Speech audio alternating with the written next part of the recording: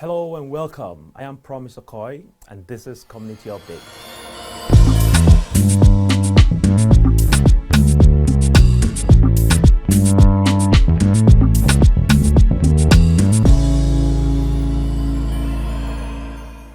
Nigerians living in Nova Scotia have just concluded a sharply contested election, and as with every election, there is always a winner.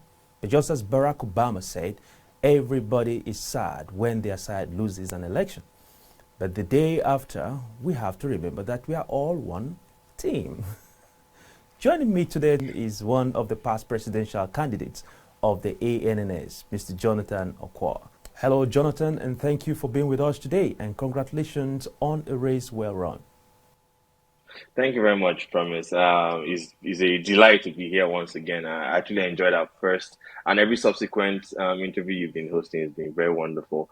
Thank you for the opportunity and privilege. I'd like to thank the M4 Media, the Nigerian community here in Nova Scotia for the opportunity and privilege to step up to serve and to identify with the community that this is someone who is willing to serve us for our greater benefits here in Nova Scotia. Right, Jonathan, as always, a pleasure to have you on set. So how would you rate the credibility of the just concluded election, Jonathan? Yeah, so the community and the electoral committee did a very excellent job with the planning, the communication. They kept all the communication channels open, even down to the day before the election. Everything was smooth. Everything was very, very credible. I have no doubt that they did their best in trying to ensure a free and fair election, and for that, they have my kudos. Right, so you spent weeks stomping and strategizing, making connections, and of course, building Yes. relationships. How does it Yeah. feel to have lost these elections? I promise.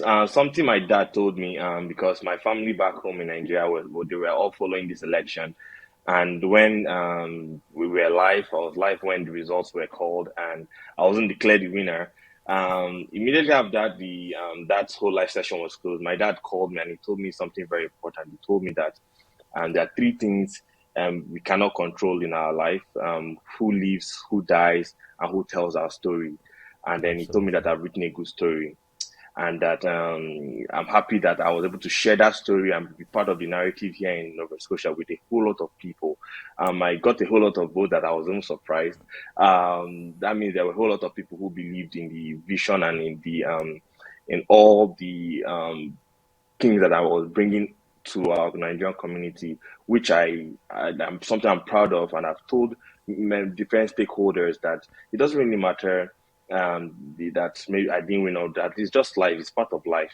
That the manifesto was created in such a way that can function without a platform, and I was able to make sure that everyone had equal access to this information. And I'm happy that the new president-elect and his cabinet, they all also have the same access to this information because I made sure that everyone had access to it, so that when it comes time to deliver, and when a demand is being placed on these resources, it can be readily available. So there are no downs here. I only see victory on all sides because this is one community. Right. And that's a great one, especially with the call coming in from your father. So, anyone that followed your campaign trail could have seen the passion. I mean, we could feel it even from here that you were about to do something different. So, you raised their expectation through your manifesto. And what happens to the plans that you've had with this team and for the community? So the team is still strong, and all the my manifesto is still solid.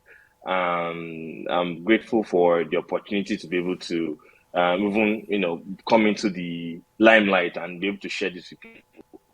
These things I told the initial stakeholders who are the international students, also people, business owners, and because these are people that I also share because I came into Nova Scotia as a student and I've been able to blend into the community as a worker and headed towards permanent resident as well as also owning my own business. So these are stakeholders I've identified with, and then what I've said so far, what I've told them that after even not without even without winning is that this is something that we all have equal access to. We just don't know who to ask. But when we come as a people, we can make this request, we can make a demand on the government to give us that empowerment to have that resource available to us. And I'm glad this is something that even the president-elect and his cabinet are aware of. So this is just a matter of communication and keeping those channels open. I've made sure that those stakeholders are properly informed. And then, notwithstanding the fact that I didn't win, awareness has been created. We know that these resources exist now. People who did not know are now aware that this is something, there's a possibility that has been created. And Right. I'm happy that people are aware of all these possibilities now, so they can ask questions and place demands on those resources, and then they will be properly delivered. Right, and on the result, you had over one third of the total votes, which meant that you built a very strong community of supporters, who care about the ideals, for your candidacy. Your candidacy. So, what do you plan to do with these hard-won relationships? Like I said, this is one community. I don't plan to cause any kind of divide in the community because of and the how the results came out. But what I would urge everyone who supported me so far, from the phone calls to the text messages to the encouragements and all that, I'll say that you should let's come as one community. Let's join, right? We already have, there's nothing that can be changed right now. What we can do is to help and support and make sure that all the ideologies that all the expectations that we want to see from an association can be delivered. We're not a kind of organization that one person heads everything and makes all the decisions. All the decisions are made from or for the community itself. So you are part of the decision makings. So I urge you that when it comes time to deliver, when it comes to decision making with any policy, anything coming into fruition in the association, be there, be part of it. I've encouraged different stakeholders from different parts of the 18 county seats that, okay, that once you have identified them, you can be part of our AGM meetings, part of every other subsequent meetings. Let your voices be heard. Once your voices are heard, we know that you are there, right? So that, like I said, the whole point was to cause, since there was no victory, at least there was an awareness. There's a possibility that has been created. There's a window that has been broken for people to come in to know that yes, they are part That's of correct. everything that's happening in the Yeah. association. It's not just for folks in Halifax. So, like that alone is what I could achieve with this election. Yeah. I'm very very happy with it because I know that we have students.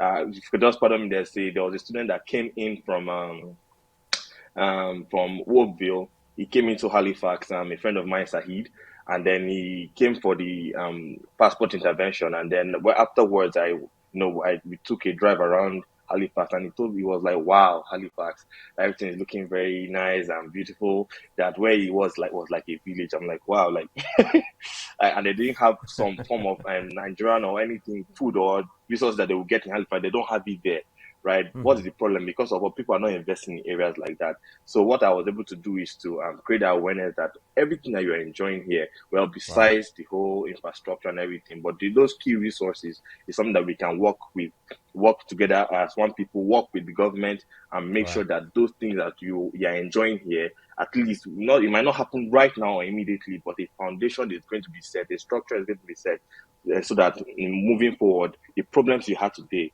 2 years from now, 4 years from now, it won't be the same problems you encounter then. Right. So, in hindsight, looking back, is there anything you wish you would have done even differently to have won that election? Well, no. A friend of mine asked me, would I do anything differently? No.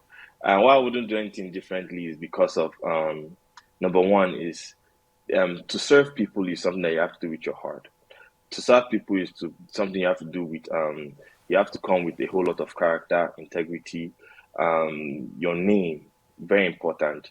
Um, so not I'm happy that I was able to that the name my name Okwo literally means helper, if you translate it to my dialect. So why I wouldn't do anything different is because of I came with what my version this version of my best, right? So if this version of my best was not enough for the community to be convinced, it's not a problem. It's not something that I hold against them. The people is the people's decision afterwards, right? But that doesn't change who I am, right? Moving forward, tomorrow I'll be a better person because of what I've learned a lesson, Right. right? I've learned how our people think. I've learned how we work as a community, right? And it doesn't change the fact of me trying to help or me trying to give sacrifice time to serve us better doesn't change any of those things. But moving forward, I would encourage the Nigerian community that we keep on keep growing better, bigger. We are an ever expanding community. So moving Right. forward, personally, I wouldn't change anything as of right now because this is the version I'm in right now. Next tomorrow, this I might be better or worse, God forbid.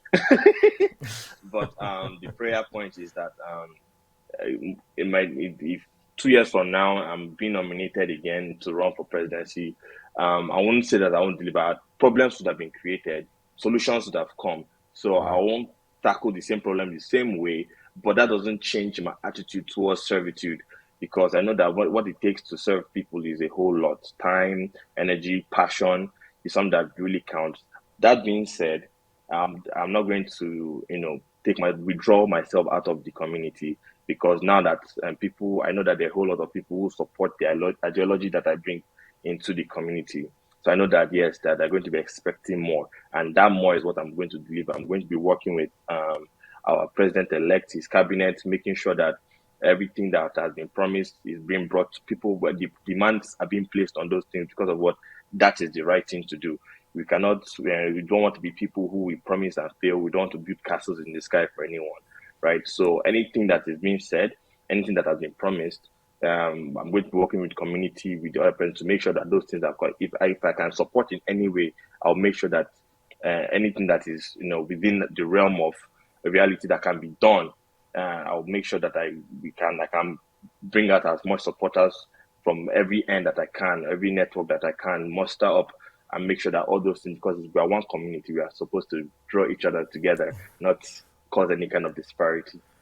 So, in other words, you are not going on hibernation. Is that correct? Ah, no. I think I've stayed because before prior to now, probably I probably never heard or like 'cause I wouldn't say I was the kind of person that came into the public light, right? Yeah. Was when I was nominated, I was wondering, like I said, I asked why, but because of that whole track record, I'm kind of person that's, like I live and I breathe impact. And that's what made me during the pandemic to start the Impact Academy podcast, a podcast that was dedicated to mental health. Because I know that Right. during that period of time, people were suffering a whole lot. People were getting laid off their jobs and That's everything. So correct. their mental health was being affected. So I worked with some people, members of the community, and we started a podcast for addressing those mental health issues, as well as Right. establishing a NGO and owning knowledge, wellness, and opportunities. Another organization that I had where our main focus is how we can own knowledge. This is opportunity on knowledge, wellness. This is mental health, physical health, as well as opportunities. That is how you grow and how you can also integrate within the society. So this is something that has been happening before I was nominated, and I'm happy for the exposure because what that means is that I can have a chance to amplify all these resources Right. for no cost at all, for people to be able to enjoy a better life here in Nova Scotia. So it's safe to say that you definitely go on to do the things you did before, during the elections, especially what motivated you to throw your hat into the ringworm. Is that correct? Yes, very correct. All right. So on the final note, what exactly do you want to tell our viewers? For example, Jonathan is interested in running in 2024, or Jonathan is probably going for the mayoral position here in Nova Scotia. What exactly do you want to tell our viewers? I like once again. I like to thank everyone. It's been a very. I tell people like the reason why I smile so much is because of I want to be the kind of window to how I like to be a mirror to what I expect to see from you as well. So my smiling to you is to invoke positivity in yourself, and that positivity is what I like to leave behind me. So moving Right. forward, that is the same positivity I want from myself, right? So it doesn't a position doesn't do anything but amplify a situation that's already occurring, That's right? So correct. if I get the opportunity to um, run for president again or any other position, because yes, like this one campaign has made me really interested in Nova Scotian politics. So, and I see that that is one of the areas that we're not I won't say we're not represented, but like our interest is not as much, right? Like we are rather interested in our own politics and politics around us, right? Right. So I've gotten some very interesting phone calls, and hopefully, my duty here is just to make sure that we are duly represented, right? Like that name Nigeria, I like it to when people hear about it, let an idea, let an evocation of pride come to your heart that yes, I represent. This is somebody that represents me, right? So that Right. ideology is something that I want everyone who is listening, everyone who is watching, that you should have that mentality that moving forward, that I will do what I do best, making sure that our name, Nigeria, our community here in Nova Scotia is duly represented, and notwithstanding whatever capacity, whether in any political, economical, or any cultural sphere that we manage to have an influence in the long term, that name will be protected by all cause by yours truly. Right. So you've certainly laid a solid foundation, I must say, Jonathan. So as interesting as it is, we sadly have to leave it here and draw the curtains No for worries. this episode. Thank you so much, Jonathan, for coming on the show. Thank you so much, Promise. And thank you to our esteemed viewers for watching. If you haven't done so already, please subscribe to this channel and turn on notifications for our uploads to stay up to date. Until the next time, we say, please stay safe and be blessed.